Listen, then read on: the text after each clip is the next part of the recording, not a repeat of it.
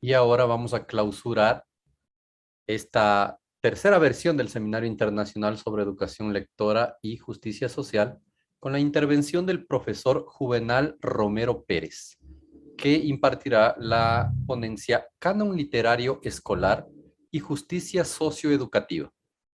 Todos somos todos, el currículum de la lengua y literatura desde una crítica interseccional. El profesor Juvenal Romero es licenciado en Educación, profesor de Educación Media en Castellano y de la Universidad Católica Silva Enríquez. Es magíster en Literatura Latinoamericana y Chilena y candidato a doctor en Literatura, mención Literatura Chilena e Hispanoamericana por la Universidad de Chile. Le damos la bienvenida al profesor Juvenal. Gracias, Daniel. Muchas gracias. ¿Puedo subir un PPT, cierto? ¿Compartir pantalla sin problema? Sí, Sí. Un segundito para compartirlo, por favor.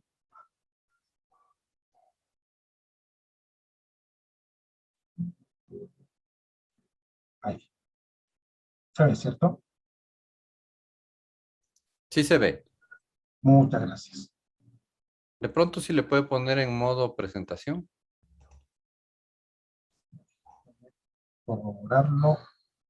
Siempre estas cosas yo, como no soy muy amigo de la tecnología.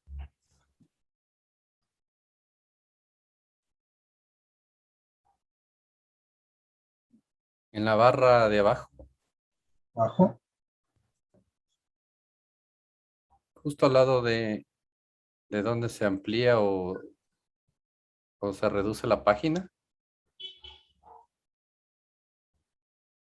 ahí hay una opción para ponerle modo presentación. Pero como usted, pero sí se No. lee muy bien ahí también, estimado A ver. Juvenal. Y Sigamos. si yo sobrepongo una hoja, no se va a ver, ¿cierto? ¿Verdad? La pregunta para ir leyendo la exposición, por ejemplo, porque tengo un texto, si yo pongo CD, o sea, solo el PPT, Usted puede poner una hoja fuera de la aplicación de Zoom y ahí no se ve. ya.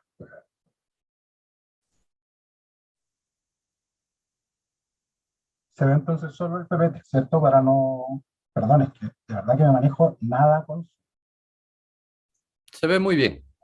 ya. Ya, entonces, como les comentaba, el PPT más que nada es para mostrar dos láminas que quiero compartir con ustedes para hacer un contraste sobre algunas lecturas que aparecen en los programas de lengua y literatura de la asignatura de castellano. Al igual que Carolina, también preparé un texto, o por lo menos algunas ideas, ahí para ir orientándome un poquito. También tiendo a perderme un poquito cuando no tengo acá el torpeo cerca. Parto entonces. En el sistema escolar chileno es común entregar lecturas denominadas coloquialmente para la casa. Nosotros los que somos de acá de Chile, ¿cierto? Y que hemos trabajado en el sistema escolar, en las escuelas, esa frase se usa mucho. ¿En qué consiste esta práctica? Se informa a las y los estudiantes qué texto, en su mayoría narrativa ficcional, deberán leer durante el año. Se sitúa el contexto de producción de la obra y se evalúa, o mejor dicho, se califica la lectura. De hecho, creo que es como amplio decir que en realidad evaluamos, porque estas lecturas para la casa o estas lecturas complementarias, que es el nombre más técnico, generalmente están bastante desconectadas de lo que se está haciendo en la sala de clase. Por eso yo comentaba acá que se dice cuál es el texto, se entrega una fecha, generalmente una semana antes de la lectura, eh, se contextualiza, generalmente el contexto es extratextual, es un contexto que tiene que ver principalmente con la producción de la obra, ¿cierto? Con antecedentes históricos literarios, antecedentes del autor, pero el texto en particular, ¿cierto? El texto literario se obvia en este proceso. Estas lecturas complementarias, en escasas ocasiones, como acabo de decir, son acompañadas, son guiadas, dirigidas o mediadas por el docente. De hecho, la lectura literaria en el sistema escolar chileno todavía no se entiende como una práctica que tiene que ser parte permanente, ¿cierto?, de la planificación, del desarrollo de actividades, conectarse con las lecturas que se están desarrollando. En los últimos años esta metodología ha ido modificando. Se ha tomado relativa conciencia de la complejidad que significa leer literatura, y particularmente leer literatura en la escuela, ya que la formación del lector literario en el sistema educativo está atravesada por múltiples factores que configuran experiencias estéticas únicas en cada contexto socioeducativo y en cada estudiante. En este sentido, podemos afirmar que el lector, estudiante, actualiza el texto literario a partir de sus experiencias vivenciales, experiencias estéticas, experiencias culturales, educativas, entre otras. Por tanto, entendemos la lectura como una práctica sociocultural conformada por determinados modos de leer que facilitan determinadas experiencias estéticas. Estos modos de leer se sostienen en algunas prácticas de lectura que en la escuela tienden a ser homogéneas. Al respecto, Elsie Rockwell, académica e investigadora mexicana, sostiene que, cito, es usual identificar a la escuela con la cultura letrada y suponer que el trabajo escolar propicia prácticas asociadas con la concepción moderna de la lectura, una lectura individual silenciosa, cercana a las formas académicas de leer, centrada en el significado literal, orientada hacia la información enciclopédica. Macarena en su exposición se hizo eco, creo yo, ella me corregirá si estoy errado, un poquito de esta idea, de que la lectura tiende a ser una lectura muy literal, una lectura muy textual, a lo más una lectura intertextual, pero escasamente una lectura crítica. Parece haber cierta correlación entre las prácticas lectoras que menciona Rockwell y el ejemplo con el que me permití partir esta exposición. Analogía que también es extensible a las prácticas de aula de un currículum escolar chileno que, aunque en el papel se delimita con un enfoque comunicativo-cultural, en la práctica sigue siendo tradicional con orientación técnica. No debemos olvidar que el currículum, como resultado de una selección que privilegia ciertos conocimientos y saberes y que en ese ejercicio omite otros, opera como una cuestión de poder. Siguiendo los planteamientos del brasileño Tomás Tadeu da Silva, las teorías del currículum están situados en un campo epistemológico-social y no puramente teórico. ¿Qué, cómo, para qué, cuándo leer en la escuela? Son preguntas atravesadas tanto por cuestiones estéticas como curriculares. Eso es importante tenerlo claro, porque en el colegio se lee con un propósito. Hay un propósito evaluativo, hay un propósito calificativo. Entonces, cuando se planifican las lecturas literarias, no podemos desprendernos de esa dimensión. Por lo tanto, la construcción de un canon literario escolar es inevitablemente también una cuestión política, sobre la que hay que reflexionar para deconstruir el canon hegemónico occidental, dando espacio, como plantea Walter Mignolo, a una apertura epistemológica en la que nos demos cuenta de que existen tantos cánones como comunidades. Para profundizar esta idea, cito, la apertura del campo de estudios del canon al corpus trajo dos consecuencias ligadas, la una a la diversidad de prácticas discursivas involucradas en el corpus, y la otra ligada a la diversidad lingüística de América Latina y a la movilidad social que produjo zonas fronterizas y productos lingüística y culturalmente híbridos. Aun cuando el texto de Mignolo data de 1995, las conclusiones que de él podemos extraer siguen siendo coherentes con la América Latina actual. A pesar de que la diversidad tanto de prácticas lectoras como lingüísticas que menciona Mignolo son realidades que se observan en la cotidianidad latinoamericana, las prácticas de lectura institucionalizadas, quiero decir acá, siguen siendo hegemónicas, siguen vinculadas a un modo de leer letrado, y por lo tanto a una forma de entender y de situarse en el mundo. La construcción arbitraria de un canon literario con directrices occidentales heredados de la colonia aún sigue operando en la formación de los lectores literarios latinoamericanos bajo ciertas condiciones de exclusión y opresión, genérico-sexuales, raciales, étnicas, de clase, como bien mencionaba Carolina, ¿cierto? Varias de estas, entre otras. A continuación, para eso puse el PPT, a continuación me detendré brevemente en revisar el corpus de lecturas literarias sugeridas en los programas de lengua y literatura para los niveles de tercero y cuarto medio. Es imposible en tan poco tiempo hacer una revisión más extensa, de hecho ya la revisión de tercero y cuarto va a ser muy somera, muy superficial. Las obras recomendadas, según indican los respectivos programas, deben resguardar la presencia equilibrada tanto entre autoras y autores, eso está textual en el programa, como entre diferentes géneros literarios. Estas obras sugeridas por los documentos curriculares se ajustan a 4 criterios de selección. Son los que voy a mostrar a continuación en el PPT. No sé si se ve completo, si se ve bien. ¿Sí? Primero, el currículum de tercero y de cuarto establece ciertos criterios de selección para la obra de textos literarios. ¿Cuáles son esos criterios de selección? Las obras tienen que estar relacionadas con la realidad local. Tiene que haber un vínculo, ¿cierto?, con lo que ocurre en el contexto. Obras de la literatura chilena contemporánea se van a priorizar. Desde 1970 hasta el 2015 aproximadamente es el espacio que menciona el currículum. Obras que amplían el conocimiento de la realidad latinoamericana y de la literatura mundial.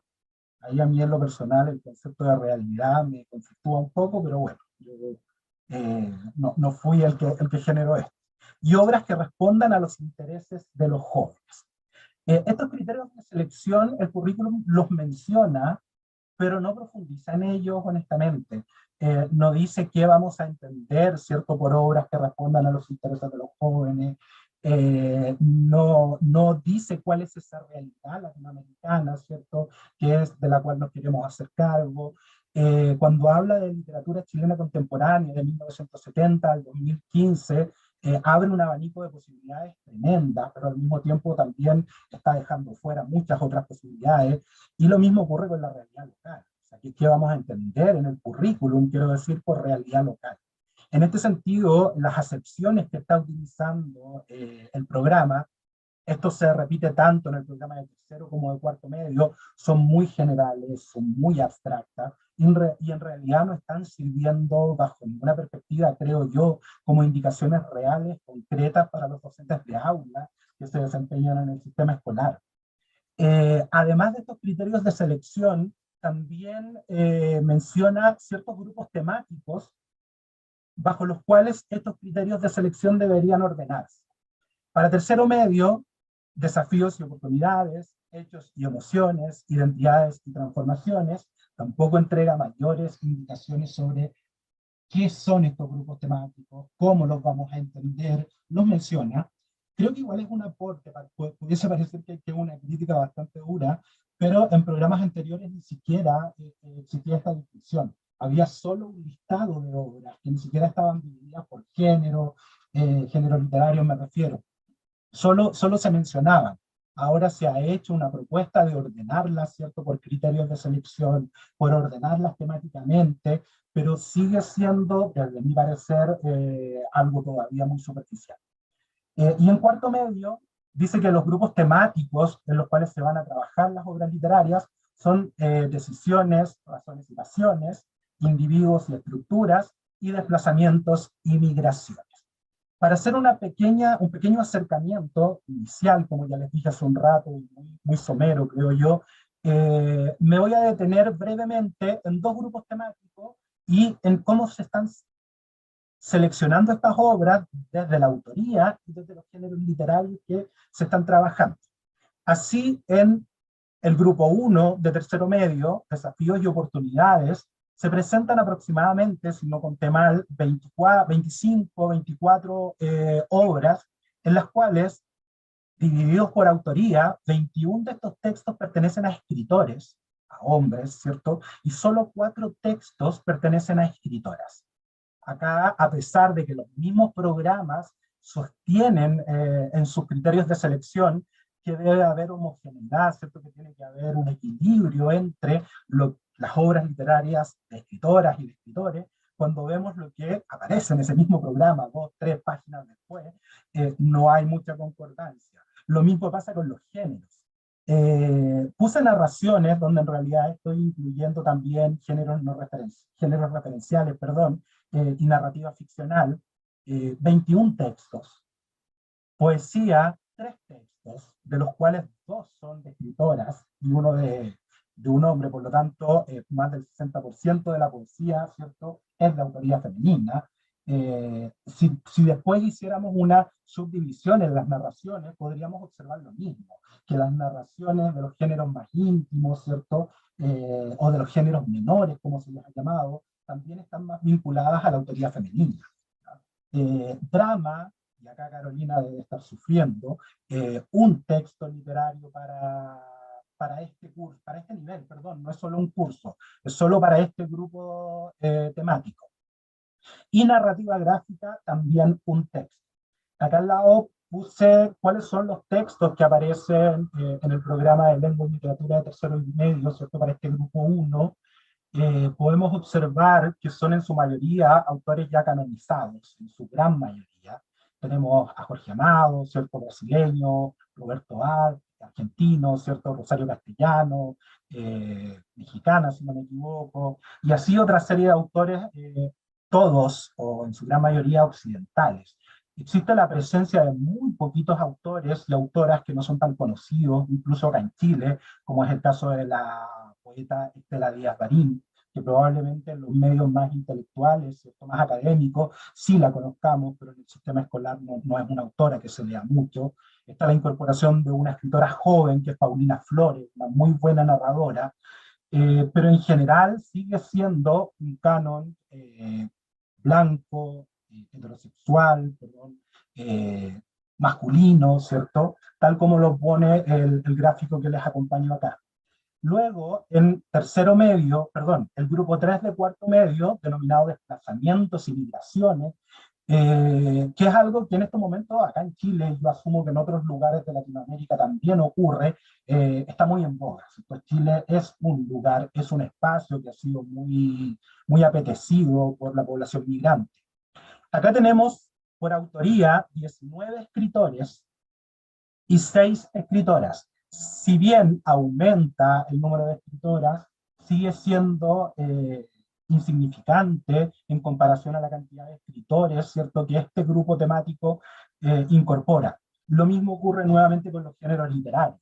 Tenemos narraciones referenciales y literarias, 17, poesía también aumenta levemente, 5 textos, textos dramáticos, nuevamente tenemos un solo texto en este apartado, y la narrativa gráfica aparece con 2 textos. Muy poquito, pero el doble de, ¿cierto?, el grupo anterior. Y lo mismo ocurre acá, les quiero mostrar cuáles son estos textos para que los vean de manera rápida, ¿cierto? También obras 100% occidentales, no se observan, por ejemplo, narrativas africanas. No quiero decir que no hayan, ojo, hay un par por ahí en los programas, pero igual siguen siendo muy poquitas y siguen siendo de escritores y escritoras que ya han sido canonizados. Tenemos, ¿cuánto? 1 o 2 caribeños también, o sea, muy poquito panorama al respecto. Lo mismo que ocurría en la lámina anterior con la literatura brasileña, tenemos solo un representante,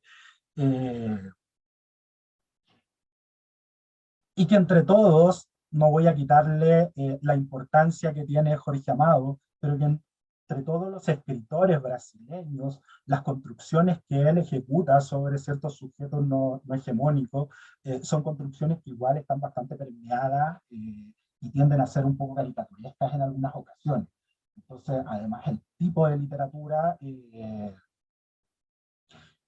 no es el más aceptado, pensando, por ejemplo, que hay muchos otros autores. Ese era el panorama que les quería mostrar en el PPT, solo para que nos acercáramos un poquito, ¿cierto?, a lo que se está viviendo en la realidad escolar chilena. Lo voy a dejar de compartir para poder seguir leyendo, porque, como les dije, me pierdo un poquito entre compartir, observar, ver ver mi texto. Entonces, como yo ya les estaba mencionando, Es evidente, lo acabo de mencionar, el predominio de una autoría masculina por sobre una escritura femenina, ¿cierto? Y la presencia hegemónica de la narrativa por sobre otros géneros literarios. Se suma además, ¿cierto?, la elección de autores canónicos, incluso en los géneros emergentes, representados por escritores ya consagrados. Me refiero principalmente a las narrativas gráficas. ¿Cuáles son las obras gráficas que aparecen? De aquellas narrativas que ya se han configurado como parte de un canon. En otros términos, podríamos sostener que el canon literario escolar sigue siendo una prolongación del canon literario occidental. Si bien ha incluido nuevos géneros literarios, se configura aún como un producto exclusivamente letrado que no da cuenta del carácter heterogéneo de nuestra cultura latinoamericana. Cabe preguntarse, ¿qué saberes visibiliza el canon literario escolar, ¿cierto? El canon literario y el canon literario escolar en particular, ¿cómo aporta a la construcción de sujetos históricos y democráticos, si es que lo hace, puede que no lo haga? Probablemente esta exposición no permita responder a estas interrogantes, pero abre un espacio de diálogo en el que en primera instancia considero debe replantearse el enfoque macro y microcurricular desde el que se planifican las lecturas literarias. Por lo tanto, acá no es solo que deba ampliarse el canon. Hago esta observación porque yo ya lo he visto con algunas observaciones que he hecho en colegio, acompañamientos a colegas que se desempeñan en el sistema escolar, que amplían el canon, pero siguen haciendo las mismas evaluaciones. Siguen sin considerar ciertos aspectos críticos, siguen trabajando con la superficialidad del texto. Bueno, entonces, considero que además de ampliarlo, como ya lo dije, además de ampliar el canon, además de repensárselo, también hay que replantear los enfoques curriculares desde los cuales estamos trabajando, ¿cierto? Enfoques macro y microcurriculares, es decir, lo que se hace en la sala de clase. La planificación de una clase de literatura debería alejarse de los enfoques tradicionales del currículum y acercarse a las denominadas teorías críticas y poscríticas de este mismo. No sé cómo vamos con el tiempo para irme ordenando. Tenemos 2 minutos. Ah, wow, ya. Cito entonces, las teorías tradicionales pretenden ser solo eso, teorías neutras, científicas, desinteresadas. Las teorías críticas y las teorías postcríticas, por el contrario, argumentan que ninguna teoría es neutra, científica o desinteresada, sino que está inevitablemente implicada en relaciones de poder. Acá acabo de citar a Tomás Tadeu da Silva. El acercamiento a estas teorías críticas y poscríticas, nos permiten planificar nuestras clases de literatura desde enfoques curriculares que propendan la concientización, la emancipación y la liberación. Además, contribuye a la reflexión sobre la alteridad, sobre la raza, el género, la clase, la interculturalidad, entre muchos otros aspectos que mis dos compañeras ya mencionaron. Por lo tanto, el trabajo curricular nos obliga como docente, que es una postura mía, a lo mejor me equivoco, a abandonar la comodidad de la pseudo-neutralidad del discurso pedagógico, que es algo que está muy en moda ahora, por lo menos acá en Chile, ¿cierto? Que el profesor tiene que ser neutro, pero esa neutralidad creo yo que es pseudo. O sea, ya la neutralidad implica una posición frente a los discursos hegemónicos. Y con esto voy a terminar, bueno, porque no voy a alcanzar con todo. Leer es siempre una práctica situada, es contextual, que requiere de estrategias diversificadas, pero también leer es una opción inteligente, difícil, exigente, pero gratificante, como nos dice Paulo Freire, que excede la práctica letrada. Leer, ¿cierto? Como dijo este pedagogo brasileño, es, abro comillas, comprometerse con una experiencia creativa alrededor de la comprensión.